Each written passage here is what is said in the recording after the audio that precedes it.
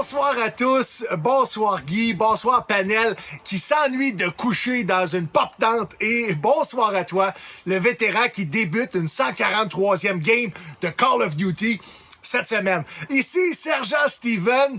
Guy, cette semaine, je veux parler de politique, mais pas de la façon dont les politiques en matière d'harcèlement sont écrites. Non, nous autres, on va faire en sorte de la comprendre. Le mot politique est à la base polysémique. Pour les gars de la réserve navale, encore ça brosse, le mot polysémique veut dire qu'il y a plusieurs sens. Comme le mot anglais ball, B-A-L-L. Dans la phrase, viens, on va s'amuser à se lancer tes balls. Pas sûr que tu vas dire oui.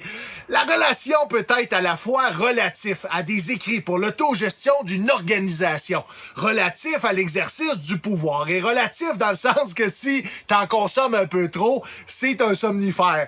OK? On va s'attarder aux politiciens, mais on va essayer de s'éloigner des politiciens attardés, malgré que fondamentalement, c'est le même monde.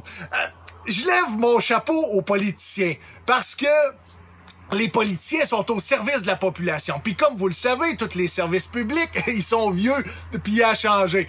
Les politiciens, on change ça chaque 4 ans, dans un contexte de gouvernement majoritaire. Chaque 2 ans, dans un contexte de gouvernement minoritaire. Puis au besoin, quand tu fais une déclaration, les talibans sont nos frères.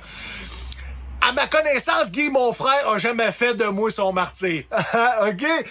On va avoir des élections fédérales cette année, ce qui veut dire l'opportunité de voter. Voter, c'est un devoir de citoyen. C'est sûr que si t'as lâché l'école trop vite pour une job d'assistant gérant chez Yellow, le devoir, tu l'as dans le cul.